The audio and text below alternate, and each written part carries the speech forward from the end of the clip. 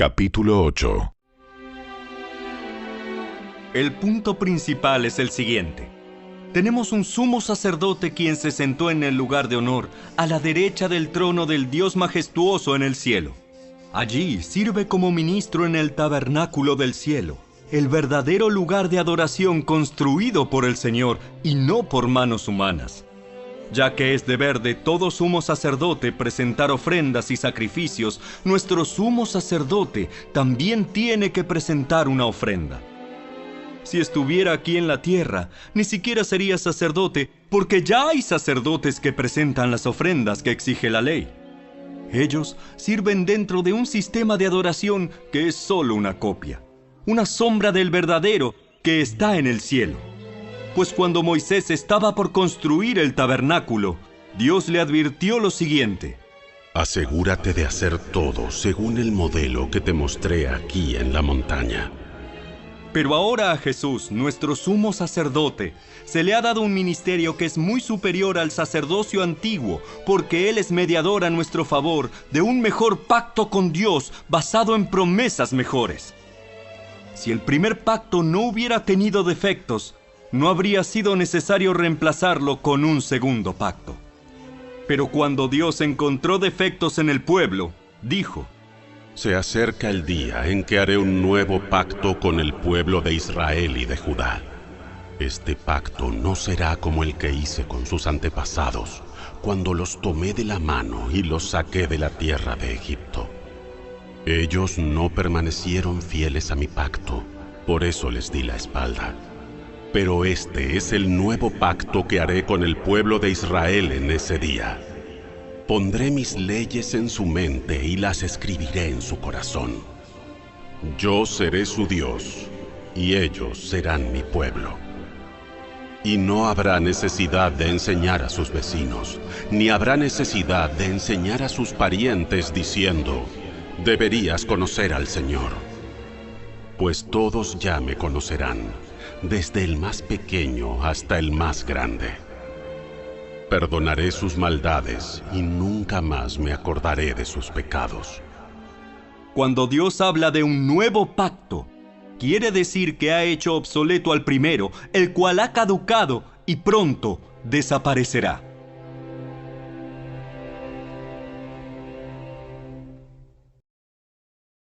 La carta a los Hebreos, capítulo 9. Ese primer pacto entre Dios e Israel incluía ordenanzas para la adoración y un lugar de culto aquí, en la tierra. Ese tabernáculo estaba formado por 2 salas. En la primera sala había un candelabro, una mesa y los panes consagrados sobre ella. Esta sala se llamaba Lugar Santo. Luego había una cortina detrás de la cual se encontraba la segunda sala, llamada Lugar Santísimo. En esa sala había un altar de oro para el incienso y un cofre de madera conocido como el Arca del Pacto, el cual estaba totalmente cubierto de oro. Dentro del arca había un recipiente de oro que contenía el maná, la vara de Aarón a la que le habían salido hojas y las tablas del pacto que eran de piedra. Por encima del arca estaban los querubines de la gloria divina, cuyas alas se extendían sobre la tapa del arca, es decir, el lugar de la expiación. Pero ahora no podemos explicar estas cosas en detalle. Cuando estos elementos estaban en su lugar, los sacerdotes entraban con regularidad en la primera sala durante el cumplimiento de sus deberes religiosos. Pero solo el sumo sacerdote entraba en el lugar santísimo y lo hacía una sola vez al año.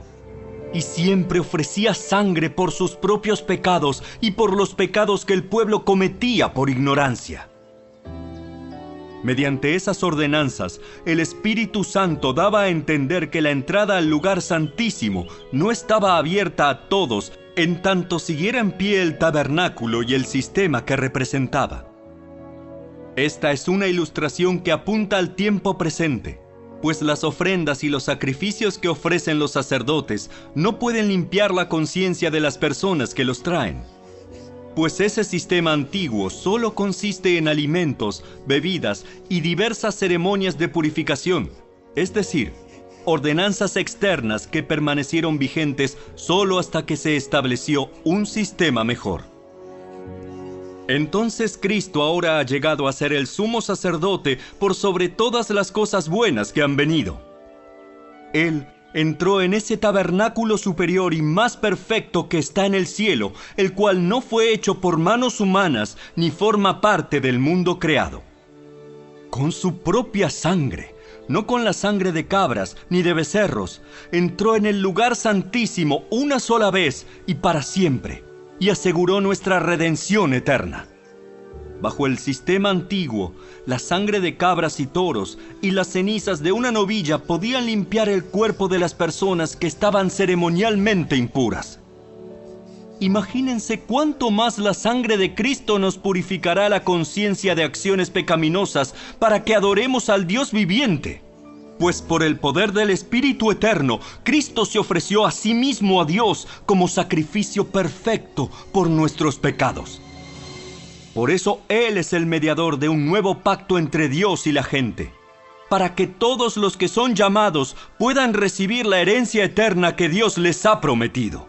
Pues Cristo murió para librarlos del castigo por los pecados que habían cometido bajo ese primer pacto. Ahora bien, cuando alguien deja un testamento, es necesario comprobar que la persona que lo hizo ha muerto. El testamento solo entra en vigencia después de la muerte de la persona. Mientras viva el que lo hizo, el testamento no puede entrar en vigencia. Por eso, aún el primer pacto fue puesto en vigencia con la sangre de un animal. Pues después de que Moisés había leído cada uno de los mandamientos de Dios a todo el pueblo, tomó la sangre de los becerros y las cabras junto con agua y roció tanto el libro de la ley de Dios como a todo el pueblo con ramas de hisopo y lana de color escarlata.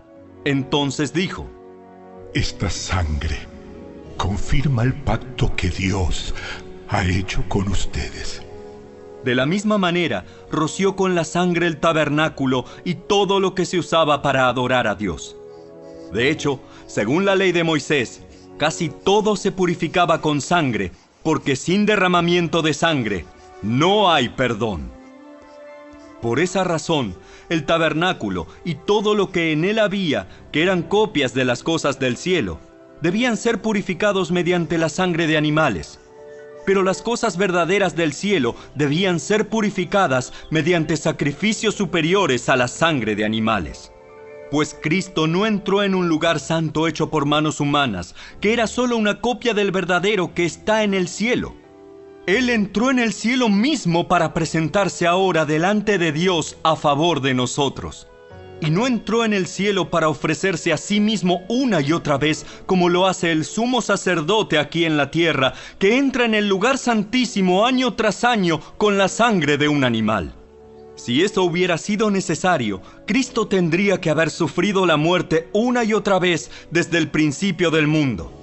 Pero ahora, en el fin de los tiempos, Cristo se presentó una sola vez y para siempre, para quitar el pecado mediante su propia muerte en sacrificio.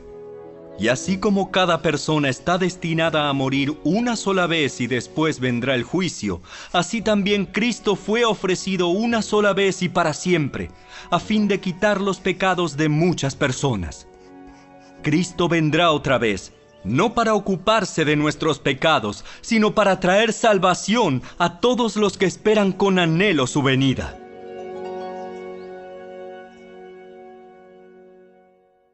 Capítulo 10. El sistema antiguo bajo la ley de Moisés era solo una sombra, un tenue anticipo de las cosas buenas por venir, no las cosas buenas en sí mismas. Bajo aquel sistema se repetían los sacrificios una y otra vez, año tras año, pero nunca pudieron limpiar por completo a quienes venían a adorar. Si los sacrificios hubieran podido limpiar por completo, entonces habrían dejado de ofrecerlos porque los adoradores se habrían purificado una sola vez y para siempre, y habrían desaparecido los sentimientos de culpa. Pero en realidad, esos sacrificios les recordaban sus pecados año tras año, pues no es posible que la sangre de los toros y las cabras quite los pecados. Por eso, cuando Cristo vino al mundo, le dijo a Dios: No quisiste sacrificios de animales ni ofrendas por el pecado, pero me has dado un cuerpo para ofrecer. No te agradaron las ofrendas quemadas ni otras ofrendas por el pecado. Luego dije: Aquí estoy, oh Dios. He venido a hacer tu voluntad, como está escrito acerca de mí en las Escrituras. Primero, Cristo dijo: No quisiste sacrificios de animales, ni ofrendas por el pecado, ni ofrendas quemadas, ni otras ofrendas por el pecado.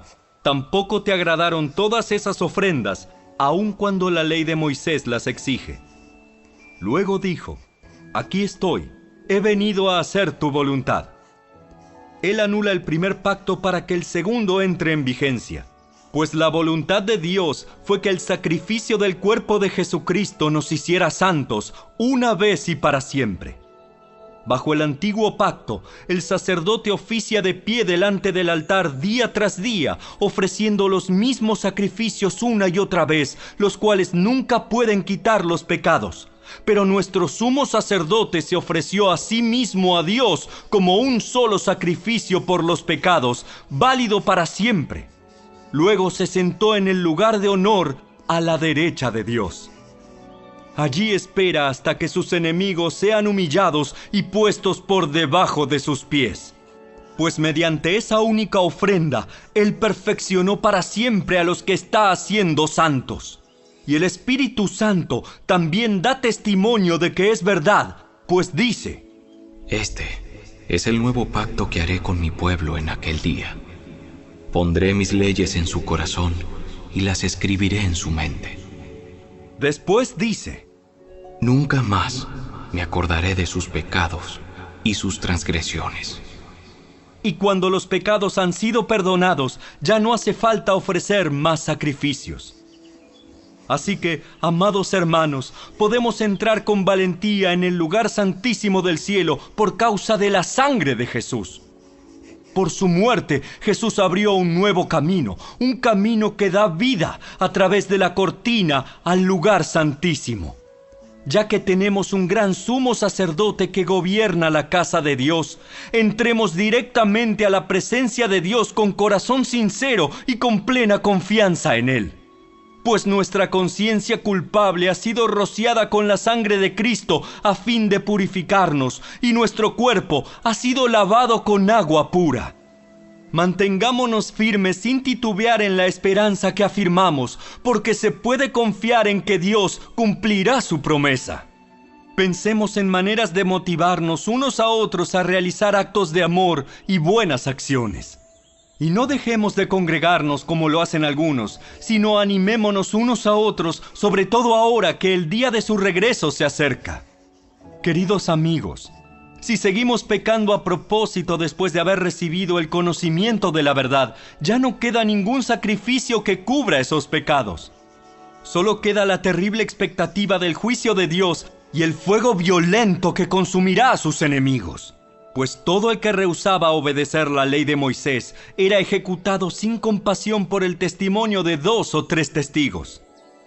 Piensen, pues, cuánto mayor será el castigo para quienes han pisoteado al Hijo de Dios y han considerado la sangre del pacto, la cual nos hizo santos, como si fuera algo vulgar e inmundo, y han insultado y despreciado al Espíritu Santo que nos trae la misericordia de Dios. Pues conocemos al que dijo: Yo tomaré venganza, yo les pagaré lo que se merecen. También dijo: El Señor juzgará a su propio pueblo. Es algo aterrador caer en manos del Dios vivo. Acuérdense de los primeros tiempos cuando recién aprendían acerca de Cristo. Recuerden cómo permanecieron fieles aunque tuvieron que soportar terrible sufrimiento. Algunas veces los ponían en ridículo públicamente y los golpeaban. Otras veces ustedes ayudaban a los que pasaban por lo mismo. Sufrieron junto con los que fueron metidos en la cárcel, y cuando a ustedes les quitaron todos sus bienes, lo aceptaron con alegría. Sabían que en el futuro les esperaban cosas mejores que durarán para siempre. Por lo tanto, no desechen la firme confianza que tienen en el Señor. Tengan presente la gran recompensa que les traerá. Perseverar con paciencia es lo que necesitan ahora para seguir haciendo la voluntad de Dios. Entonces recibirán todo lo que Él ha prometido. Pues dentro de muy poco tiempo, aquel que viene vendrá sin demorarse. Mis juicios vivirán por la fe, pero no me complaceré con nadie que se aleje. Pero nosotros no somos de los que se apartan de Dios hacia su propia destrucción. Somos los fieles, y nuestras almas serán salvas.